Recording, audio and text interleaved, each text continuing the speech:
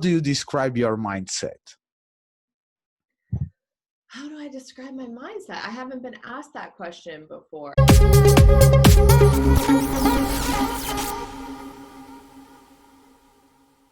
Hello, beautiful people, and welcome to Anyone, Anywhere podcast. So today I have the great pleasure to have with me Michaela Johnson. Let me do a quick presentation about Michaela. Michaela, it's a psychotherapist, life coach, best-selling author, meditation teacher, and top iTunes podcast host. Michaela, it's also advised adventure, having traveled to more than 20 countries, and it's also a self-proclaimed Boho Mom. We will know a little bit more about that. So, how are you today, Michaela? First of all, thank you for the opportunity. Thank you for having me. I'm happy to be here. I love talking about all things happiness and metaphysical life and all that good stuff. So, yeah. Let's start it. So, I took a sentence from your website. Let's start from there. The privilege of a lifetime is to become who we truly are, from Carl Jung. So let me tell you, who it truly is, truly you, Michaela. Who am I truly? Exactly. I think you summed it up earlier. I mean, there's so many hats that we wear in life, but I kind of consider myself a truth seeker and an ever learner and somebody who is just kind of always exploring the intention with what we are here to do and for which we are here to do. So that's kind of me in a nutshell. I don't really like to assign myself to any labels, but if I have to, it's just an ever learner. Okay, I love it. Love it. Another question. Do you believe in having a purpose in life, a meaning? I think that we all have come here to experience various different trials and tribulations, and also to really find our true purpose for existing in this lifetime. So I definitely think that we have an intention with which we're here to experience certain things that are different than what other people are here to experience. For me, I think that where we get hung up is that we don't always live with our intention in mind. We live for what we think other people want us to do and other people want us to experience. And so I think it's important that we are continually checking in with ourselves and tapping in and connecting in that way with what feels right inside of us. I think it's a great answer. And which is for you the best way to do that? To being please. Over my lifetime, it's been so many different things. I love adventure, so I'm always kind of experiencing life from that space of newness and not having any kind of expectation of what I'm going into. I've explored the world in so many ways with kind of an open heart and an open mind, but the number one place where I find my inner truth is through meditation. It's through silencing myself and being out in nature and really allowing what unfolds in that process to kind of guide my experience as I continue on through life. Great. So which advice will you give to me or to the listeners or viewers if they are in a situation, they are lost, they don't know which is their purpose or their meaning in life? To be meditate through meditation? I think meditation can be hard, for somebody who's starting out, if they have like a big expectation or a big thing that they're trying to experience as far as like, who am I supposed to be in life? That if you try to sit and meditate on that, it's probably going to feel overwhelming and you're going to start thinking about what you need to make for dinner or what chores you need to do. So I don't recommend that actually as, if you're kind of there. I say play around with what feels right as you're going about your day. If you are hanging out with someone and it doesn't feel right to you, or you're constantly triggered by this person, that's an opportunity to explore why. Like, what's going on where when I'm with this person, I'm not my best version of who I can be.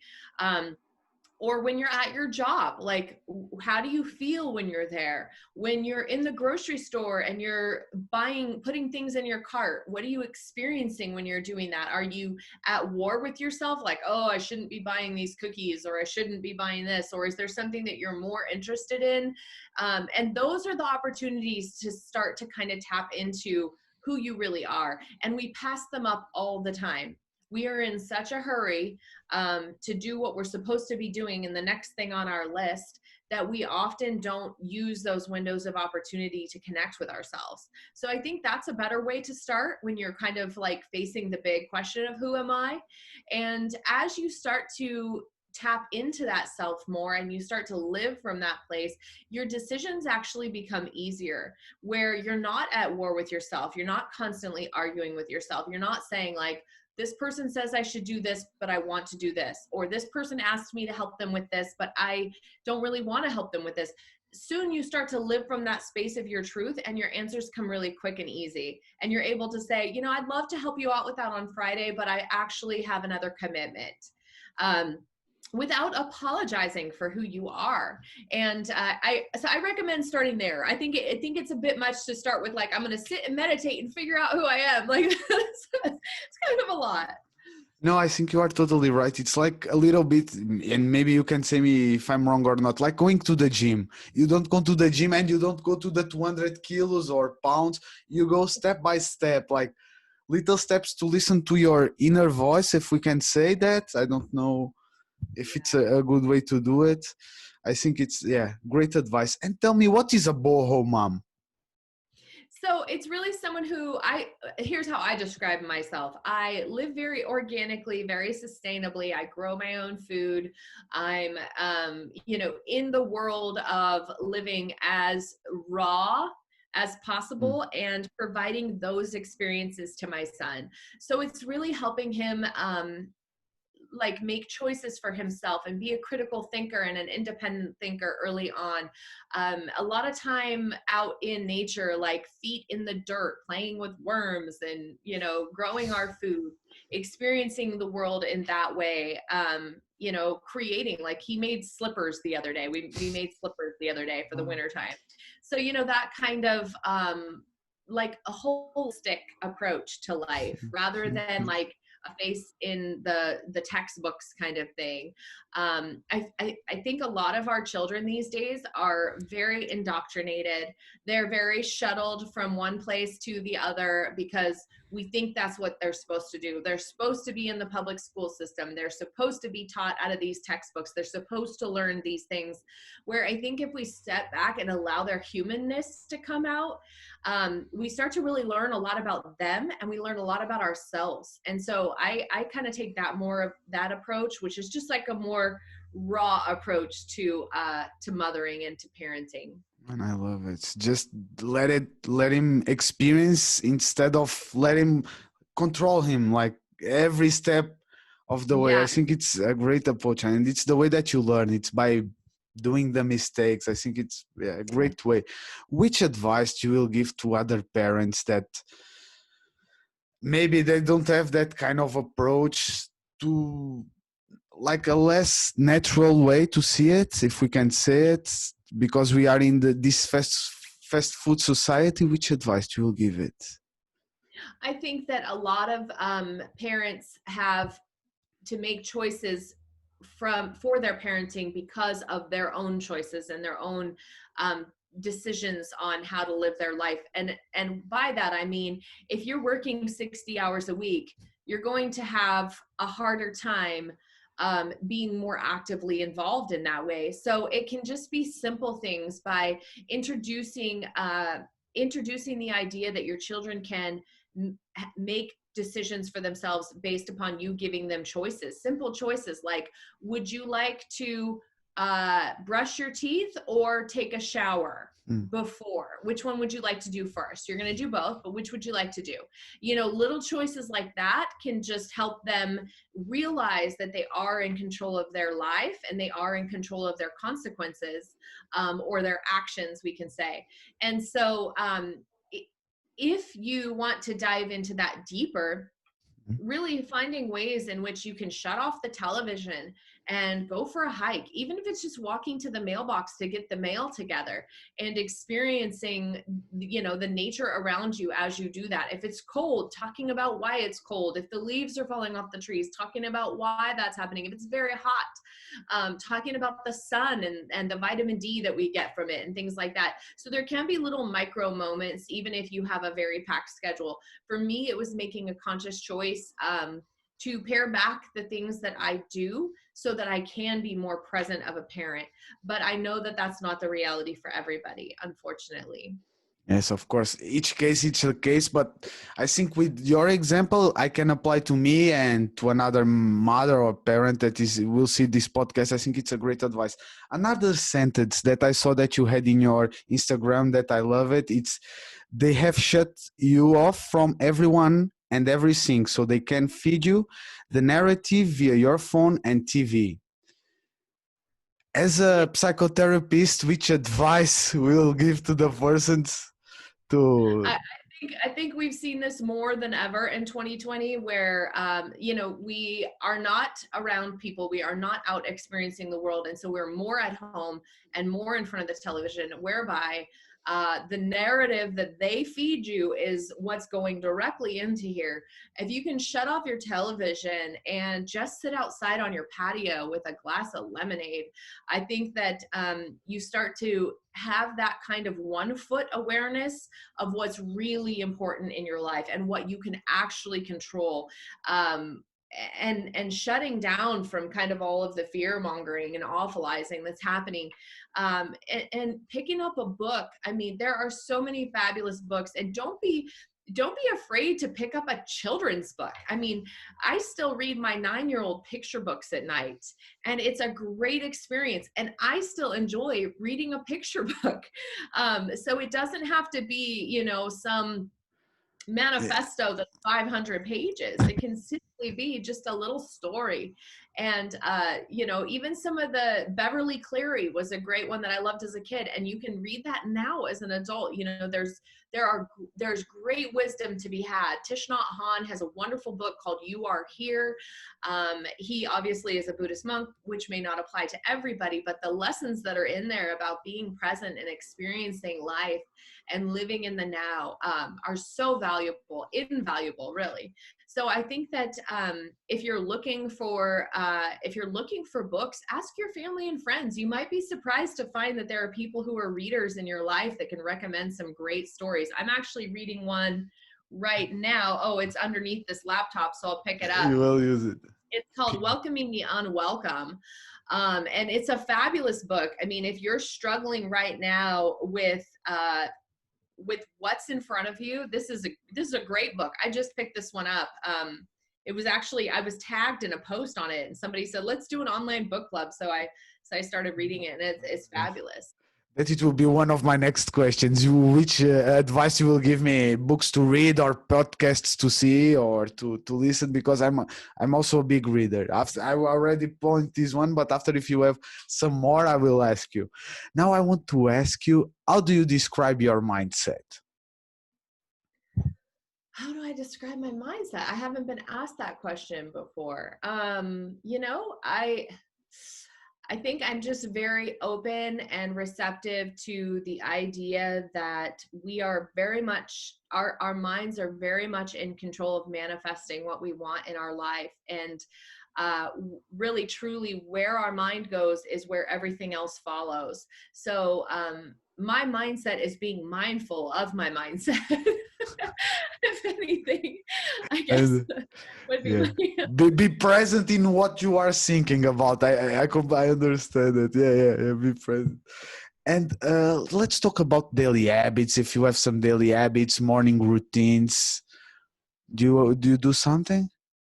Well, I know for me, it's different for everybody, but I am absolutely my most creative and my most productive early in the morning. So I don't start a single day without breakfast unless I'm fasting, unless I'm doing like an intermittent fasting or something like that. So breakfast is absolutely my number one first have to get my brain working well so that I can then dive into my productivity and my creativity. And I really, I also encourage parents to take this to heart.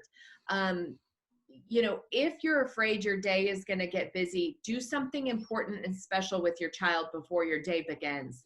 Because then if the day gets away, at least you know that you had that special time together. So if, eating breakfast and having a conversation can be a great way to start the day. And then just saying something you're grateful for. Like, I'm grateful for this in this moment. I'm grateful to this morning. I was grateful for the toaster. It's such a simple thing, but it only takes a second to make toast. And that is something that we are gifted in this modern society, right? Like electricity and the toaster, it's a great thing. So, something you're grateful for to start off your day. And then for me, I dive right into my productivity. I don't end a day without meditation or silence of some sort. Okay. So in the morning, breakfast, start working on the productivity, and at the night you do also meditation in the morning or in the night, or normally just in the night, or It depends. So if I'm going to meditate, it's going to be very early in the morning, like 5 a.m. or something like that. 5 a.m. And, club. and then I'll start my day. That's just me. I know it's different for everybody. I prefer my afternoons to be ending the day with a great hike or some sort of exercise and then some silent time or meditation. That's just me. I know some people love to start their day, with a great exercise, working out in the gym or doing something like that. So it's a little different for everybody, but that's just what works for me. And I think it's important, more than how you're laying out your day, is identify the things that you want to fit into your day and then figure out how it works for you. And if it works with your schedule, you're going to be much more likely to actually do it than if it's like you're cramming it in, or it's, you're trying to do something creative when you're exhausted at the end of the day or something like that. So really see what works for you. Yeah. So great. Yeah. Listen to yourself. Again, like you were saying, like listen to you.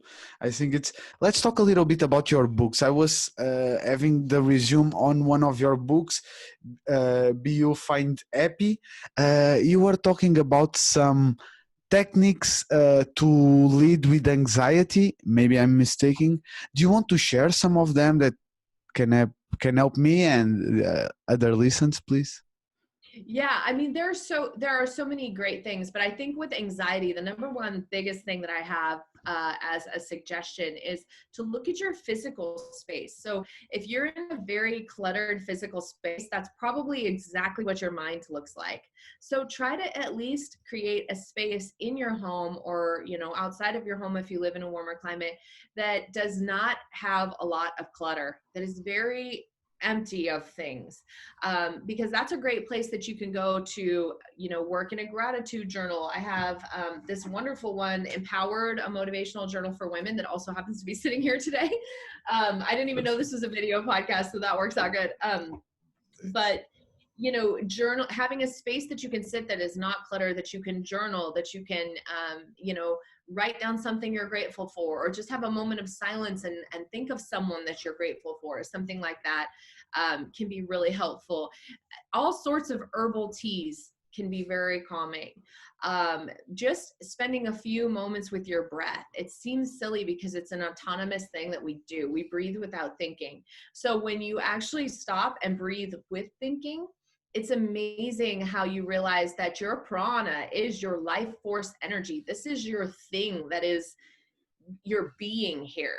And so if you can just tap into that for a minute and have a little bit of that kind of deep awareness for the breath, there can be a huge gratitude that just comes from that, just from being here.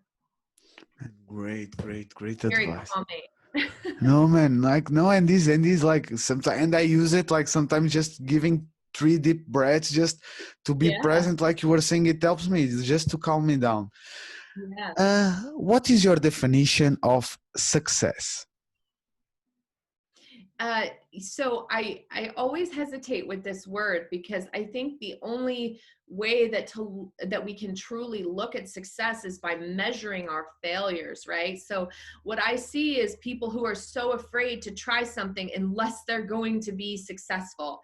And to that I say, every single thing that you've done in your life, it's not any one thing. It's every one thing that gets you to where you are. So when somebody says they've achieved success, I say to them, well, tell me about all of the things that you failed at before, because those are the things that led you to where you are now. And that's where your resiliency and your grit comes in. So for me, success is more about experiencing failure than achieving a thing.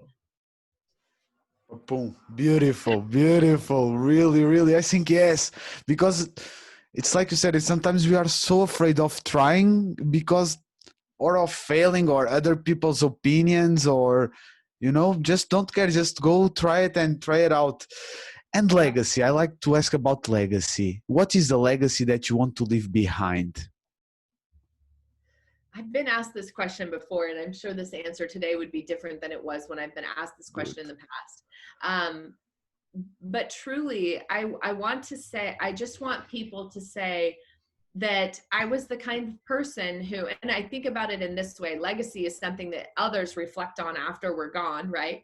So for me, I would just want them to say that she was the kind of person that had an open heart and an open mind and was always willing to learn and listen. And if I've achieved that, then I feel like I've achieved some level of success. Yeah, no, it is so beautiful, man. It is so true. Like, because yeah, success, we see it like the big cars, the big house, but and legacy also, it's a little bit deeper than that. It's like just, Yeah. man, Michaela, it was a great person, man. She was the person that helped me when I needed. I think it's you were talking about books. You already recommended me 2 books. Do you want to recommend me some more books or podcasts? Oh, there's so many books. Please. Gosh, I'm reading one that I'm really enjoying right now that's been very eye-opening. Oh gosh, I just finished it actually. What is it called? It's a military guy. Ooh, I'm forgetting Um, the name it's of it. He's got Josh. the eye Josh. patch. Give me a moment. I'm forgetting it right now. I'd have to look it up on my Goodreads, but Okay. so many fabulous books. My number one that I definitely always recommend is You Are Here. I think that anything by Thich Nhat Hanh is a great read, truly. Okay. Um, Manuel Ruiz has got some fabulous books on, just kind of manifestation and things like that. Dolores Cannon has some really cool stuff on like the afterlife or the life beyond this and the life before this. So I think that there can really be, this list could go on and on and on and on and on for days for me, but I have a lot of them on my Goodreads. I often post books that I recommend on my Instagram, but for me, really anything that kind of taps into the metaphysical world is going to be an A+ on my list, especially if it's like exploring herbs and different things like that. But I'm reading The Madness of Crowds right now, which is not the one that I would recommend because I haven't finished it yet. I've just started it. But that's an interesting thought on kind of just society and how it's gone. But that would be a whole nother conversation for a long time. Okay. Yeah. So definitely You Are Here, Thich Nhat Hanh, number one. Start Okay. there. Okay. I will do it. The best way for the people to find you, if they want some consultation or if they want to talk, just what is the best way to find you, Michaela? Yeah, so it's bufindhappy.com. And my blog often has great reads and things like that. And you mentioned podcasts. My podcast, Be You Find Happy, all sorts of celebrity guests, really fabulous. I learned so much from them. It's amazing. And I also love one called The Zen Commuter. I think that's a really cool one to kind of start the day. And then I Okay. have other kinds of podcasts I listen to for more news and whatnot, but Zen Commuters just like a really cool kind of metaphysical one. And that's the trouble when you read as many books as I do. So I read probably like a book every 3 days. So What? it's kind of like hard to actually, recommend because there's so many that's why I'm like, it's hard to like pull any, but my blog, I often post a lot of them. I talk about a lot of books that I'm reading on my podcast, and anything by Brene Brown too. Really great way to start like exploring yourself and your values. I think she's really beautiful as far as just kind of that world. But you can connect with me, big tangent there, on beyoufindhappy.com, beyoufindhappy.com. I will put after in the description of the video and the podcast, also the audio. Uh, a tip to make the world a better place. I read something recently that I loved, and it was a phrase, just like me. And I think that if you can give grace to somebody that is challenging you the most, that is how we can make the world a better place. So just try to give grace and repeat that little mantra. They're just like me. They're overcoming their shadows. They're experiencing the world. They're learning. They are trying to make the best of whatever situation they have in the moment. And they're just like me. And I think if you go with that, if all of us did that in all of our different interactions, especially online, then we could really make the world a prettier place anyway. It's so easy to be a hater when I don't have to be a face-to-face. But it's so, yeah, they are just like me. You are so right. Michaela, to end up, any last thoughts or advice that you want to share with me, with the listeners and the viewers? I just think that we all have this one brief experience here. I saw a beautiful meme today that showed the universe backed up with all these stars, and it had an arrow that said, "You are here." And it's like this tiny little speck. And if we think about that, there is so much more to explore, our minds even, so much more to tap into there, that it's just a great realization of all that we are as humans and our potential. So know that you are made of stardust. You are endless and full of opportunity, and you light up the world just by being, and that you have something important here to offer too. Beautiful. I think we can end up with that. Michaela, so thank you so much for the opportunity. Thank you so much for the knowledge that you give to me and to the listeners and viewers. And don't forget to, guys, to follow Michaela in all the social media and have a look also in the blog. And wish you have a great day, Michaela. Thank you so much. Thank you. Take care. Thank you.